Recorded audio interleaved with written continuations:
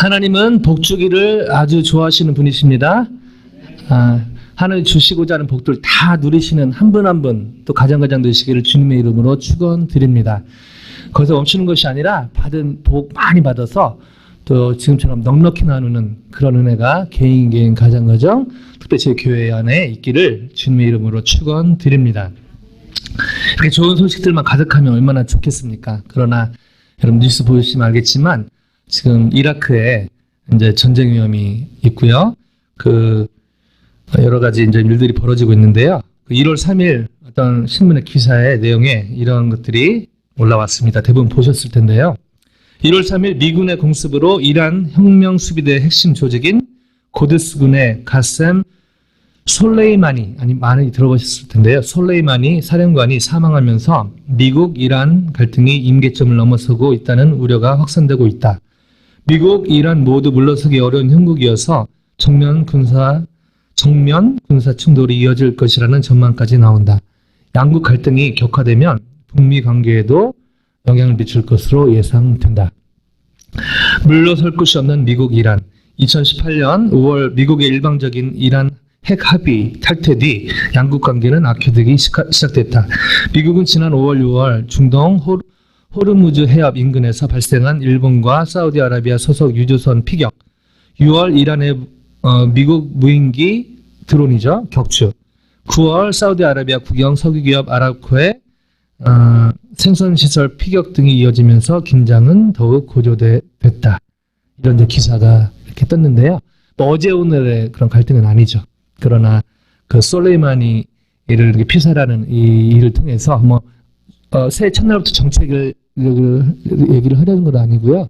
여러 전쟁의 그런 임계점을 넘어섰다는 이 표현이 좀 와닿는데 기도가 많이 필요한 것 같습니다. 저 개인적으로 이보다 더 심각한 지역이 있음을 감지하게 됩니다. 바로 북한도 그렇지만요. 북한보다 더 지금 심각한 곳이 있는데 여러분 혹시 어딘지 짐작을 하실 것 같은데요. 바로 여러분과 저의 마음입니다. 왜냐하면 저희의 대적 마귀가 다음과 같이 저에게 덤벼들고 있기 때문입니다. 베드로전서 5장 8절에 저기 스크린으로 한번 같이 베드로전서 5장 8절에 이런 내용이 있죠. 근신하라 깨어라 너의 대적 마귀가 우는 사자와 같이 삼킬 자를 찾는다고 그런 표현이 있는데요. 2020년이 됐지만 여전히 저희 대적 마귀가 우는 사자와 같이 삼킬 자를 찾고 있기 때문입니다. 즉 마귀를 배고파 굶주려 우는 사자에 비유했는데요. 사도 베드로는 사단의 유혹이 매우 강렬함을 이렇게 사도 베드로는 강조하고 있기 때문입니다. 근데 여러분 잘 아시겠지만 역사적으로 보면은 저희가 힘들고 신앙생활하면서 어렵고 하는 것이 마귀의 공격이라고 생각하기 쉬운데요. 그렇죠. 그럴 때도 많습니다. 그러나 진짜 똑똑한 마귀는 그런 것으로 공격을 잘 안 하죠. 오히려 편안함으로 공격할 때가 많습니다. 여러분 잘 아시죠? 기독교가 가장 타락했던, 역사적으로 가장 타락했던, 세속화됐던 때가 여러 군데가 있었는데 바로 아이러니하게 AD 313년 콘스탄티누스 1세가 기독교를 공인하고 나서 아이러니하게 기독교는 급격하게 타락하기 시작했습니다. 핍박이 없어지면서 기독교가 세속화되기 시작한 것이죠. 우는 사자와 같이 굶주려서 이 믿는 사람들을 공격하고 또 그럴수록 오히려 신앙이 좀 있는 분들은 더 주님께 매달리기 때문에 조금 고위급 사관들은 기다리죠. 그리고 편안함을 줍니다. 마치 그 개구리를 죽이는 방법 중에 하나가 미지근한 물에 개구리를 넣었다가 서서히 가열하면은 편안히 더 이렇게 죽잖아요. 영적으로도 마찬가지죠. 편안함이 필요하긴 하지만 이 편안함이 지속될 때 우리 안에 무서운 그런 병이 생기는 것이죠. 굳이 기도하지 않아도 기도하지 않아도 좀 삶이 진행이 되고 굳이 기도하지 않아도 일이 좀 진행이 되고 이때가 가장 위험한 때라는 것이죠. 이럴 때일수록 영적인 기본기로 돌아가는 것이 너무나 중요하다고 생각합니다. 제가 골프를 치진 않지만 골프로 유명한 황제 규현이라고 요즘 뉴스에 많이 뜨는데요. 골프 황제로 불렸던 타이거 우즈. 요즘 복귀해서 보니까 세계 랭킹 6위까지 다시 올라갔더라고요. 미국 랭킹 4위로 2020년 그 4위까지 하면은 올림픽에 참여할 수 있다고 합니다. 그래서 지금 4위에 딱 걸려가지고 열심히 하고 있는데 6월까지 4위에 랭킹이 있으면 그 도쿄 올림픽에 나간다고 합니다. 그리고 이걸 목표로 열심히 일하고 있다고 골프치가 있다고 하는데요. 언젠가 이 타이거 우즈가 그 한참 황제의 기한이라는 황제라고 골프 황제라고 불렸을 때 이 사람이 했던 인터뷰가 기억이 나는데요. 이분은 보통 목, 금, 토, 일 4일 하지 않습니까? 매일 아침 시합 전에 나가서 하는 것이 있다고 합니다. 바로 기본 스윙하고 퍼팅하는 기본을 매일매일 연습한다고 합니다. 그래서 골프 황제로 불릴 수 있었던 것은 너무너무 감사하지만 자기 편에서 자기가 골프 황제로 불릴 수 있었던 비결을 물어보니까 바로 이 얘기를 한 것이죠. 매일매일 기본으로 돌아간다는 것입니다. 2020년을 시작하며 이 신앙적인 관점에서도 마찬가지. 영적으로 기본기를 다지는 것이 너무너무 중요한 때가 아닌가 생각이 듭니다. 2020년 첫 주일 설교를 2019년 마무리하면서 제가 하나님의 전신갑주를 취하라 라는 큰 어떤 전략에 대해서 말씀을 나눴는데요. 그러나 이것이 하나님의 전신갑주를 취하라 설교하기 쉬운데요. 또 설교를 듣긴 쉬운데요. 사실은 이것을 구체적으로 정리하기는 사실은 쉽지가 않습니다. 이것을 어떤 마귀의 관계에 대적하기 위해서 어떤 큰 전략으로 본다면요. 구체적인 전술을 저희가 익히지 않으면 사실은 마귀의 밥이 되기 쉬운 것이죠. 하나님의 전신갑주를 취하는 한 분 한 분 되시기를 주님의 이름으로 축원드립니다. 그러나 이 전략 가운데 구체적인 전술이 없을 때 저희는 넘어지게 됩니다. 새해라 조금 제가 설교 때 농담하거나 이런 거 잘 안 하는데요. 오늘 설교 연결돼서 여러분 한참 옛날에 유행했던 그 최불암 시리즈 많이 이렇게 기억이 나실 텐데 웃고 그런 거 있는데요. 그 최불암 시리즈 중에 이런 것이 있습니다. 굿모닝 유머 이름이 굿모닝인데요. 최불암 씨가 손자랑 놀고 있었다. 손자가 굿모닝. 최불암이 그게 무슨 말이니? 손자가 영어로 안녕하세요라는 거예요. 그걸 듣고 흐뭇해진 최불암 씨가 부엌으로 가서 김혜재 씨에게 이렇게 얘기합니다. 굿모닝. 김혜재 씨가 대답하기를 시래기국이요. 역시 수준이 있으십니다. 혹시 이걸 못 알아들으시면 어떡하나 싶은데 굿모닝이 굿머니로 김혜재 씨가 알아들은 거죠. 그러니까 김혜재 씨가 시래기국이요. 이렇게 얘기했다는 그 최불암 시리즈 여러 가지가 있는데요. 이 최불암 시리즈를 얘기하려고 이 귀한 시간에 쪼개서 이 최불암 시리즈 여러분 성대도 웃게 하려고 한 것도 있지만 그러나 이 최불암 시리즈가 유명할 때 사실은 제가 다니던 학교에서 두 유명한 시리즈가 있었습니다. 저희 학교의 대학 농구 감독이었는데요. 모르겠어요. 이름을 얘기하면 워낙 인터넷에 많이 나오니까 그 유명한 감독이 있어요. 박모 씨라고 있는데 이분은 한때 저희 학교 그 농구 감독으로 날렸던 사람입니다. 근데 어떤 승리에 대한 열망은 많은데 구체적인 전략 전술이 없기로 유명한. 그래서 저희 안에서 그 최불암 씨보다 더하다 이렇게 소문난 분인데요. 이분 농구 감독인데 몇 가지 이제 이런 게 있었습니다. 그 다른 학교 저희 라이벌 학교 농구하고 있는데요. 마지막 몇 초 하는 그 마지막 찬스였는데 슛 하나로 넣으면은 이기고 못 넣으면 지는 이런 상황이었어요. 그래서 이 감독이 선수들 작전탐을 합니다. 모아놓고 야 잘 들어. 이번이 마지막 공격이야. 알았어? 이번에 슛을 성공시키면 우리가 이겨. 못 넣으면 지는 거야. 아무개 내 말 무슨 뜻인지 알지? 그 칠 잘하는 친구야. 그래서 그 선수가 땀을 닦으면서 예. 그래서 선수들 이제 무슨 지시를 딱 기다리고 있는데 그 감독이 이렇게 얘기합니다. 그래? 준비됐지? 나가봐. 화이팅. 선수를 빼주시려고. 그래서 이제 마지막 공격을 어떻게 할지 지금 지시를 기다리고 있는데 감독이 화이팅! 열심히! 실제 있었던 얘기인데요.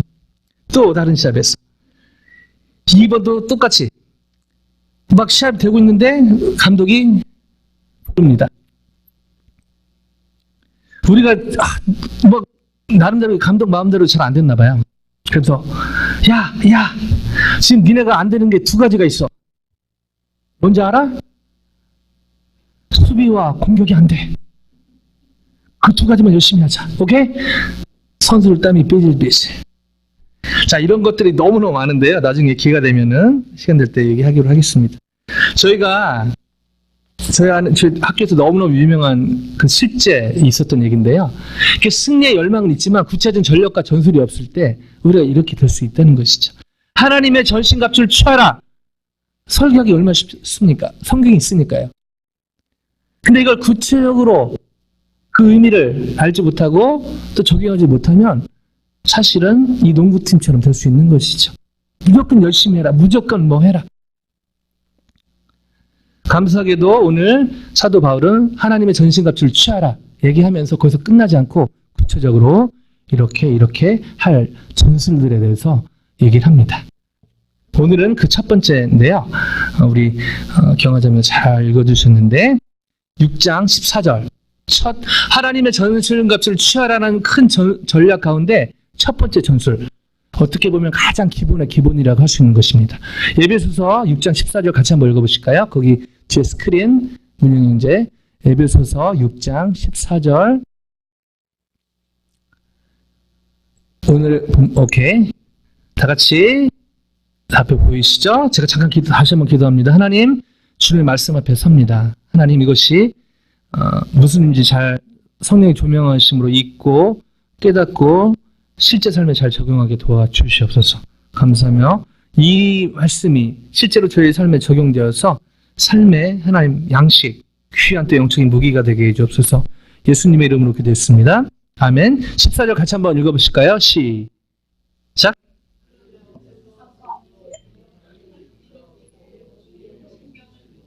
아멘. 그런즉 서서.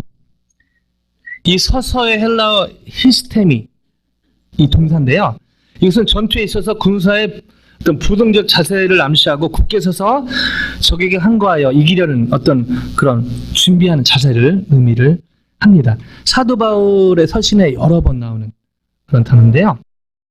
사도 바울은 그리스도의 군사들이 갖추어야 될 장비로서 전신갑주의 일련의 그런 항목들을 언급을 하는데 제일 먼저 언급하는 것이 바로 진리로 너희 허리띠를 띠고 이것을 보여주고 있습니다. 한번 그림을 한번 보실까요? 아마 뭐 많이 보셨을 텐데 그 로마 당시 그 당시 군사들이 그 완전 뭐 한국 군대는 완전 군장이지만은 그 로마의 군사들이 그때 그 당시 군사들이 취했던 그런 것들을 이렇게 보여주는 건데요. 저기 보면은 그 허리띠가 있습니다. 이 허리띠는 그 당시 의복에서 진리의 허리띠라고 얘기한 것은 사도 바울이 당시에 저런 어떤 군사들의 모습을 보면서 은유적으로 표현을 한 것인데요. 당시 의복의 특징은 원피스였습니다. 길었는데요. 그것을 이렇게 올리는, 그리고 그 허리띠로 묶는 그런 역할을 했습니다. 그리고 이 바지만 올리는 것이 아니라 그 안에 이제 보면은 칼도 넣고 여러 가지 무기들을 차는 그런 그 띠가 그런 역할을 한 것이죠. 이것을 염두에 두고 사도 바울은 얘기를 한 것입니다. 그만 말씀드렸듯이 옷을 밑에 있는 옷을 매기 위해서 이 허리띠가 필요했고요. 의복뿐 아니라 여러 가지 장비를 또 붙들어 매기 위해서 이 띠가 필요했다는 것이죠. 이것을 사도 바울은 이것을 염두에 두고 이렇게 얘기한 것입니다. 진리로 너희 허리띠를 띠고. 자, 이게 과연 무슨 의미일까요? 먼저 문자적인 의미를 제가 알아볼 필요가 있는데요. 진리로 번역된 헬라어 알레데이아라는 말은요, 진실한, 진리를 사랑하는, 참된, 진실된 이란 뜻을 가진 알레데스에서 유래된 말인데요. 진리, 객관적인 진리, 주관적, 경험적 진실 이란 뜻을 포함하고 있습니다. 원어적으로 설명하면 쉽게 얘기하면 진리는 하나님의 말씀이라고 얘기할 수 있는 것이죠. 그리고 뭐 오늘 그 시간까지 하지 않겠지만 좀 더 깊이 들어가면 이 하나님의 말씀의 완성이신 예수님까지 가게 되는데요. 오늘은 이 말씀 안에서 좀 적용을 해보겠습니다. 이 하나님의 말씀, 하나님의 말씀으로 띠를 매라, 띠를 동여 매라 이렇게 얘기할 수 있는 것입니다. 이 하나님의 말씀의 중요성은 아무리 강조해도 지나치지 않습니다. 그러나 여기에 제가 이 못지않게 그 중요한 부분이 있음을 간과해서는 안 되는데요. 세계적으로 알려진 복음주의 운동의 거장인 존 스타트라는 이분의 책 중에 에베소서 강의라는 책에 보면요. 여러 얘기를 하다가 그늘이라는 사람이 나옵니다. 이 사람의 말을 잠깐 인용을 하고 싶은데요. 어떤 사람들은 진리, 여기 나온 진리라는 말을 교리의 진실성이라는 의미로 사용한다. 또 어떤 사람들은 그것을 마음의 진실성 혹은 진지함의 의미로 사용한다. 가장 좋은 것은 이 둘을 다 포함하는 것이다. 이 둘 중 어느 하나라도 없으면 안 된다라고 얘기를 했습니다. 여기서 말하는 우리가 무장해야 되는 진리는 바로 교리의 진리성, 하나님의 말씀의 진실성, 순전성을 얘기합니다. 그러나 거기서 멈추는 것이 아니라 동전의 양면처럼 또 다른 의미가 있는데요. 바로 이 하나님의 말씀의 진실성을 근거로 해서 우리의 삶이 진실해야 될 것도 의미하고 있다는 것입니다. 종합적으로 정리하면 그만 말씀드렸듯이 이 진리라는 것은 동전의 양면처럼 하나님의 말씀의 진실성과 그거 근거한 우리 삶의 진실성이 어우러진 그런 의미로 볼 수 있다는 것이죠. 자, 여기서 저희는 마귀의 관계를 물리치는데 승리하는 데 있어서 하나님의 전신갑주를 취하라 라는 큰 전략 가운데 진리의 허리띠를 띠라 이 전술의 의미를 깨닫게 됩니다. 하나님의 전신갑자 가운데 가장 기본적인 전술 중에 하나가 바로 오늘 처음 얘기했던 이 진리의 허리띠를 베는 것인데요. 한마디로 더 짧게 얘기하면 순종이라고 얘기할 수 있습니다. 우리 최장님 기도 가운데 또 이렇게 순종 말씀해 주셨는데요. 순종이죠. 어떤 순종이요? 진리의 허리띠를 띠는 것입니다. 이것을 그 의미적인 것들을 동전의 양면인 것을 하나로 합치면 이렇게 얘기할 수 있습니다. 여기에 오늘 이 본문을 통해서 진리의 허리띠를 띠는 것을 통해서 적용할 수 있는 순종은 바로 하나님의 말씀의 진실함을 근거하여 진실함으로 사는 것입니다. 다시요. 순종. 오늘 이 진리의 허리띠를 허리에 매는 것은 이 원어적인 의미 또 동전의 양면 같은 이 종합적인 의미를 종합해 볼 때 하나님의 말씀의 진실함을 근거하여 진실함으로 사는 것이라고 순종을 정리할 수 있는 것입니다. 이처럼 제가 하나님의 말씀의 진실함, 순전함에 근거하여 진실함으로 살아가는 순종의 삶을 살 때 그것이 바로 진리로 허리띠를 띠라는 사도 바울의 권면에 부합할 줄로 믿습니다. 더 나아가 마귀의 관계를 물리치고 계속해서 승리하는 삶을 살게 될 줄로 확신합니다. 만약 저희가 진리의 허리띠를 동이는 삶, 즉 하나님의 말씀의 진실함을 근거하여 진실함으로 사는 순종의 삶이 없다면 어떻게 될까요? 저희가 아무리 많은 영적인 장비를 갖추고 있다 할지라도 오늘 이따가 우리 성경 일독하신 분들 상을 주는데 너무너무 사실은 귀한 상입니다. 상을 받으시려고 하신 분은 아무도 없다고 생각을 해요. 그러나 성경을 저도 일주일에 다 읽은 적이 있거든요. 그러긴 쉬워요. 뭐 일주일에 읽는 자체가 쉽진 않지만 몰아서 읽긴 쉽습니다. 그러나 1년 동안 꾸준히 어느 분량을 읽는 것은 너무너무 어려운 일입니다. 너무너무 귀한 일을 하신 거예요.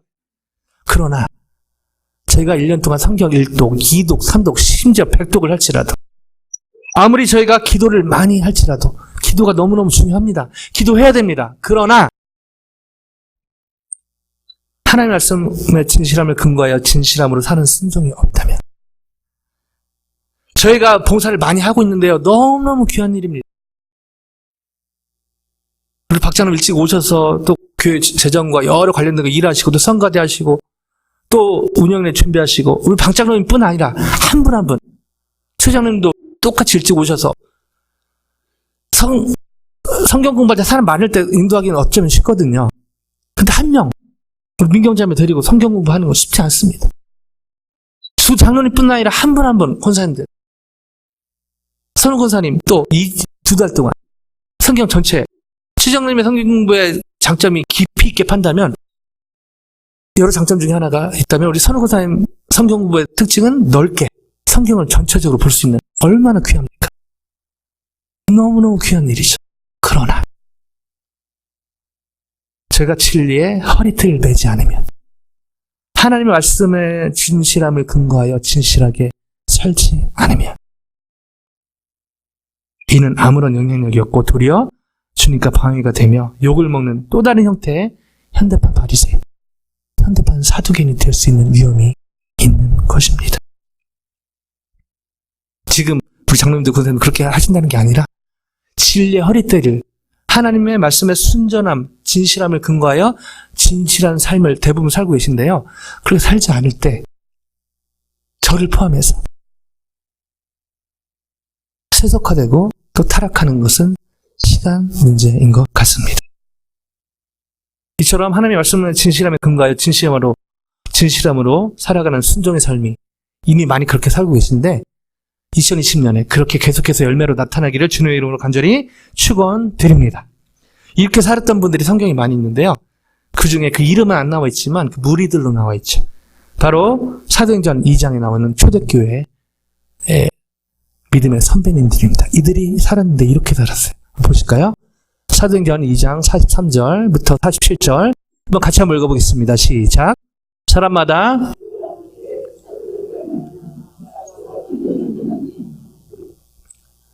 믿는 사람이 또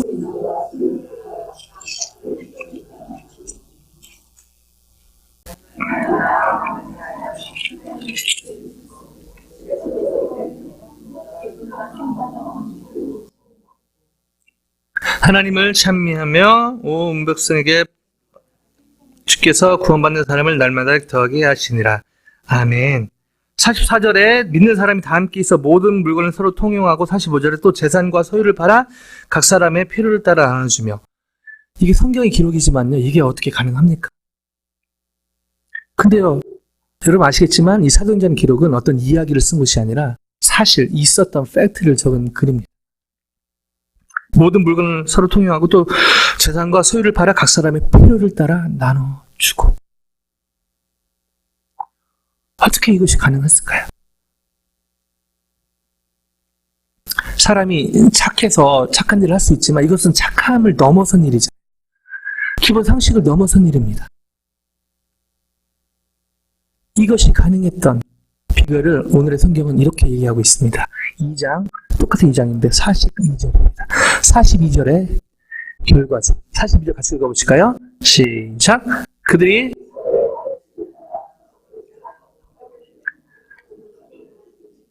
아멘. 사도의 가르침을 받아 선우 권사님의 성경 공부를 따라 최장로님의 성경 공부를 따라 무슨 말입니까? 바로 하나님의 말씀의 진실함을 근거하여 이걸 공부하면서 종종 양명처럼 그 뒤로 그냥 성경 공부하고 그냥 그런 거구나 깨닫고 멈춘 것이 아니라 실제로 삶으로 구현을 해냈다는 이야기입니다. 오늘 이 에베소서 말씀대로 말씀드리면 진리로 허리띠를 띄었다. 오늘의 이 포인트로 말씀드리면 하나님의 말씀의 진실함에 근거하여 진실함으로 행했다 라고 얘기할 수 있는 것입니다. 그 시작이요 물론 하나님이 하셨죠. 하나님의 은혜죠. 근데 무엇을 통해서요? 사도의 가르침을 받아 이 하나님의 말씀의 진실함을 공부하는 훌륭한 열매가 바로 여기 있는 것입니다. 제가 오늘 설교를 조금 스피디하게 한 이유가 있는데요.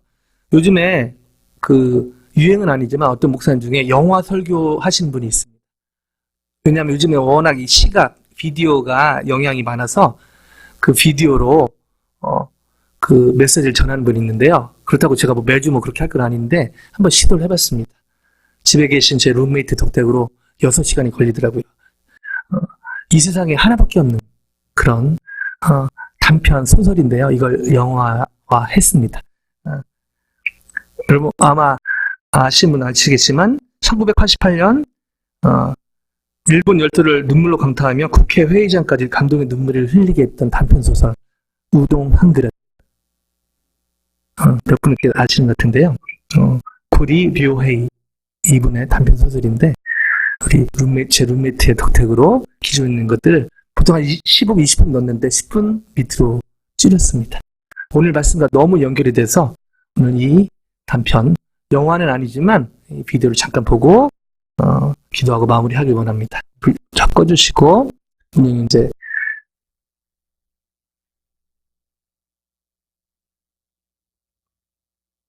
네, 그 비디오 클립 1분이요. 오케이, 감사합니다.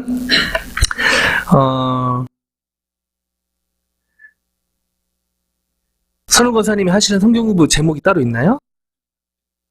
제가 한번 붙여봤는데 성경의 파노라마? 뭐 이렇게. 최장님 성경 공부도 어떤 제목은 따로 없겠지만 성경의 뭐 우물파기라고 넓이와 깊이가 있는 너무너무 귀한 건데요. 두 분이 이 성경 공부를 가르치는 거에 그치지 않고, 여러분 잘 아시죠? 두 분은 저희 교회에서 몇몇 분과 함께 주방에서 제일 시간을 많이 보내는 요리로 설거지로 그런 분입니다. 이런 분들이 계셔서 얼마나 감사한지 모르겠습니다. 하나님의 말씀의 진실함에 근거하여 진실함으로 사는 귀한 분을 보여주셔서 두 분뿐 아니라 대부분 그렇습니다. 라이브 오디오 드라마 우동 한 그릇.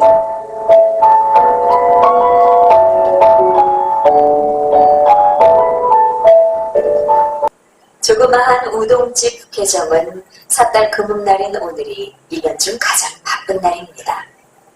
아침부터 눈코 뜰 새 없이 바빴던 북회정도 밤 10시가 지나자 영업을 끝낸 무뚝뚝한 우동집 주인은 가스레인지에 불을 끄고 그릇을 정리하기 시작했습니다. 그때 문이 열리더니 2명의 아이를 데리고 한 여자가 들어왔습니다. 죄송합니다만 우동 1인분만 시켜도 괜찮을까요? 아니, 그럼요. 이쪽으로 앉으세요. 여주인은 난로 바로 옆에 있는 가장 따뜻한 2번 식탁으로 안내하면서 주방 안을 향해 소리쳤습니다. 여기 우동 1인분이요. 갑작스런 주문을 받은 아저씨는 깜짝 놀라서 잠깐 세 사람을 심각하게 쳐다봤다가 이내 들어가 막궈버린 가스레인지에 다시 불을 붙였습니다. 그리고 끓는 국물에 우동 한 덩어리를 넣었습니다. 아저씨는 뭔가를 잠시 생각하다가 우동 반 덩어리를 아내와 손님 몰래 더 집어넣었습니다. 이윽고 김이 모락모락 나는 먹음직스러운 우동 한 그릇이 식탁 위에 나왔습니다. 비록 한 그릇의 우동이지만 셋이서 맛있게 나눠 먹는 모습이 무척 행복해 보였습니다. 고맙습니다. 덕분에 너무 잘 먹었어요. 여기 4,000원. 예, 고맙습니다. 여보, 손님 나가세요. 그래. 자, 고맙습니다. 새해 복 많이 받으세요. 새해 복 많이 받으세요. 그리고 1년이 지났습니다. 아유, 이제 곧 새해가 시작되겠구나. 올해도 정말 바쁜 한 해였어. 바로 그때 문이 열리더니 2명의 사내 아이를 데리고 한 여자가 서 있었습니다. 1년 전 섣달 금음날의 그 마지막 손님들이라는 걸 금세 알아챘죠. 어서 오세요. 그 여잔 1년 전 그날처럼 조심스럽게 말했습니다. 우동 1인분만 시켜도 괜찮을까요? 아이고, 그럼요. 물론이죠. 자, 어서 이쪽으로 앉으세요. 여주인은 작년과 같이 난로 옆 2번 식탁으로 안내하면서 주방을 향해 큰 소리로 외쳤습니다. 여기 우동 1인분이요. 주방 안에서 빼꼼히 밖을 보다가 역시 세모잘 알아본 주인은 막 꺼버린 가스레인지에 다시 불을 붙였습니다. 저기, 여보. 주문을 하고 주방으로 쪼르르 달려온 여주인은 남편에게 속삭였습니다. 여보, 서비스로 1인분 가격에 그냥 3인분 내줍시다. 응? 안 돼. 만일 그렇게 하면 오히려 손님이 부담스러워서 다시 우리 집에 오지 못할 거라고. 그러면서 남편은 지난해처럼 우동 한 덩어리에다가 반 덩어리를 더 넣어서 삶았습니다. 자, 우동 1인분 나왔습니다. 우와, 맛있겠다.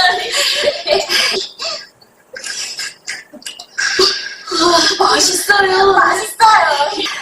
내년에도 먹을 수 있다면 좋겠는데. 자, 여기 4,000원이요. 고맙습니다. 맛있게 잘 먹었어요. 예, 고맙습니다. 아, 여보! 예. 자, 고맙습니다. 새해 복 많이 받으세요. 또다시 석 달 금음날 밤을 맞게 됐습니다. 저 여보, 이번 테이블에 그 예약서 갖다 놔야지. 맞다, 예약서. 이윽고 밤 10시 반이 되자 가게한 손님의 발길이 끊어지는 걸 기다리고 있기라도 한 것처럼 그 새 모자가 들어왔습니다. 형은 중학생 교복, 동생은 작년에 형이 입고 있던 점퍼를 헐렁하게 입고 있었습니다. 두 형제 다 몰라볼 정도로 훌쩍 자랐는데 아이들의 엄만 여전히 색이 바랜 체크무늬 반코트 차림 그대로였습니다. 저 우동 2인분만 시켜도 괜찮을까요? 아유, 네. 아유, 물론이죠. 어서 자, 이쪽으로. 세 사람을 입원 식탁으로 안내하면서 여주인은 거기 있던 예약석이란 팻말을 슬그머니 감추고 주방을 향해 소리쳤습니다. 여보! 주인은 우동 2덩어리에다가 이번엔 한 덩어리를 더 넣어 삶았습니다. 자, 우동 2인분 나왔습니다. 2인분이다. 현이야, 준이야, 니들도 알다시피 돌아가신 아빠가 일으켰던 교통사고로 8명이나 되는 사람이 다쳤잖니. 치료비 일부는 보험금으로 보상해줄 수 있었지만 그걸로도 모자라서 나머지는 빚을 얻었어. 그래서 매달 그 빚을 나눠서 갚아왔단다. 실은 오늘 전부 다 갚았어. 정말이에요, 엄마? 그래, 그동안 너희들이 열심히 도와준 덕분에 엄마는 안심하고 일할 수 있었어. 그래서 이번엔 회사에서 특별수당을 받았단다. 그걸로 나머지 빚 모두 갚을 수 있었던 거야.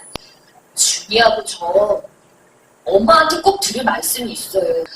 글짓기 시간에 준이가 쓴 글이 북해도의 대표로 뽑혀서 전국 글짓기 대회에 출품하게 됐는데 그 글을 준이가 직접 낭독하기로 했대요. 하지만 학교에서 온 편지를 엄마한테 보여드리면 엄마가 회사에 쉬시고 학교에 가실 것 같아서 준이가 일부러 엄마한테 말을 하지 않고 있었대요. 그래서 엄마 대신 제가 준이네 학교에 갔었어요. 준이야, 이거 드려. 엄마 들려드려야지. 그래. 알았어, 그럼.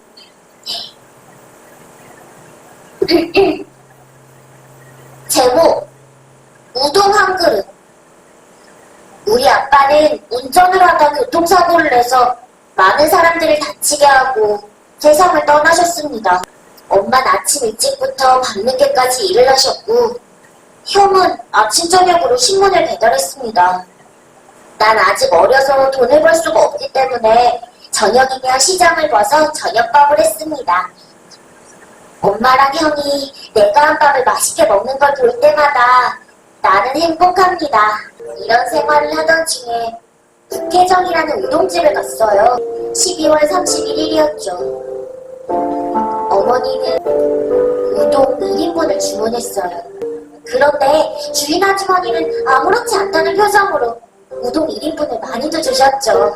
그리고 가게를 나가는 우리에게 우동집 아줌마 아저씨는 큰 소리로 고맙습니다. 새해 복 많이 받으세요.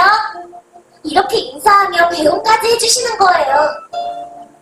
저는 그 말이 힘내, 잘 될 거야, 행복해질 거라고 이렇게 응원하는 말처럼 들렸습니다. 왜 기타를 슬프게 만나? 좀 들어봐요.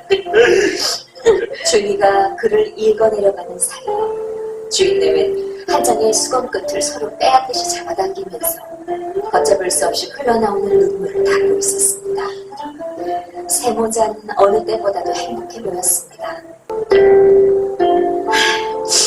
잘 먹었습니다. 여전히 양도 많고 정말 맛있어요. 감사합니다. 아니에요. 저희가 감사하죠. 그럼 여보! 고맙습니다. 새해 복 많이 받으세요.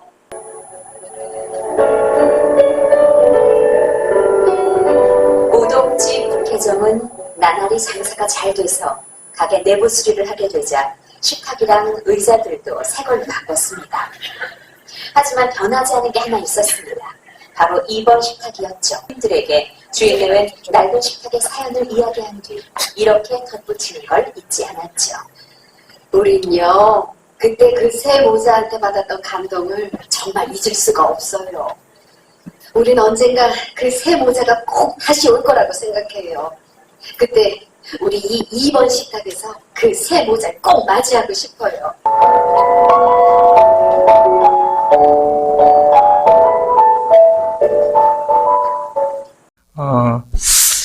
아까 말씀드렸듯이 1988년 구리 료헤이라는 분의 단편 소설인데요. 우동 한 그릇.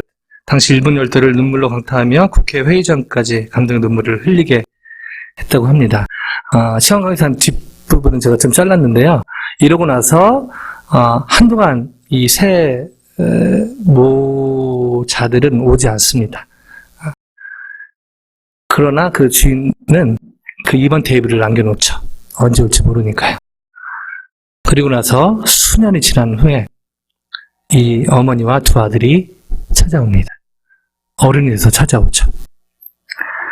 사정 얘기 들어보니까 큰아들은 그 의사가 돼가지고 발령을 받아서 그 북혜정이란 곳에 오게 됐고요. 동생은 또 뱅커가 돼서 다른 데서 일하고 또 어머니도 이사 가게 됐고. 근데 이때 힘들고 어려운 시간을 보냈지만 이때를 기억하기 위해서 사치스럽다는 표현을 하더라고요. 다시 우동 한 그릇 먹으려고 이 12월 31일에 다시 찾아오고 그렇게 이제 얘기가 마무리가 됩니다. 그 우동 한 그릇 먹고 싶어서 이 얘기를 나눈 건 아니고요. 이 얘기를 일본인 선교사님이 기도 편지로 보내주셨습니다. 그리고 여러분 잘 아시지만 일본에 한 영혼이 죽게 돌아가는 것은 기적과 같거든요. 다시 한번 그 한 영혼을 위해서 힘내고 싶다고 기도 부탁하는 선교사님의 기도 편지에 이 얘기 같이 묻어서 와서요. 제가 이 은혜를 나누고 싶어서 또 말씀을 준비하다가 연결이 되어서 같이 우리 전사님한테 부탁을 해서 만들었습니다. 2번 테이블. 아마도 제가 매주 저희는 이제 이게 10년 이상 해가지고 라틴어 형제를 돕는 것이 습관적으로 하는 분은 아무도 없겠지만, 그러나 라틴어 형제들이 늘 이렇게 그라시아 사는 사람, 워낙 스팅터들이나 우리 성도들 좋아해가지고 막 감사 표시하지만 정말 저희가 기도로 또 음식으로 섬길 때 라틴어 형제들이 바로 여기 새 모자들처럼 그렇게 희망을 또 얻어갈 줄로 믿습니다. 저희가 기도하고 섬기는 것을 통해서 2번 테이블, 제가 2020년 여러 가지로 바쁘겠지만 이 마음에 2번 테이블의 여유를 놔둔다면 아무리 바빠도 하나님의 말씀의 진실함에 근거하여 진실함으로 섬길 수 있는 그 2번 테이블의 마음의 여유를 놔둔다면 하나님이 기쁘게 귀하게 또 저희를, 제 교회를 계속해서 쓰실 줄로 믿습니다. 말씀을 마무리합니다. 2019년 죽어간 사람들이 경험해오지 못한 2020년을 하나님께서는 저에게 선물로 허락해 주셨습니다. 저희의 대적 마귀는 여전히 우는 사자와 같이 강력한 곤두림으로 저희를 유혹하고 또 미혹할 것입니다. 그러나 저희가 하나님의 전신갑주의 기본 중에 기본인 가장 어떻게 보면 중요하다고 볼 수 있는 진리의 허리띠를 메고, 즉 진리, 하나님 말씀의 진실함에 근거하여 진실함으로 사는 순종의 삶을 살게 된다면 저희는 마귀의 관계를 능히 물리치고 또 다른 형태의 이 모자들에게 축복의 통로로 쓰임받을 줄로 확신합니다. 이 삶의 주인공이 여기 계신 한 분 한 분, 또 저희 교회, 또 제가 섬기는 그런 선교지에 있기를 주님의 이름으로 간절히 축원드립니다.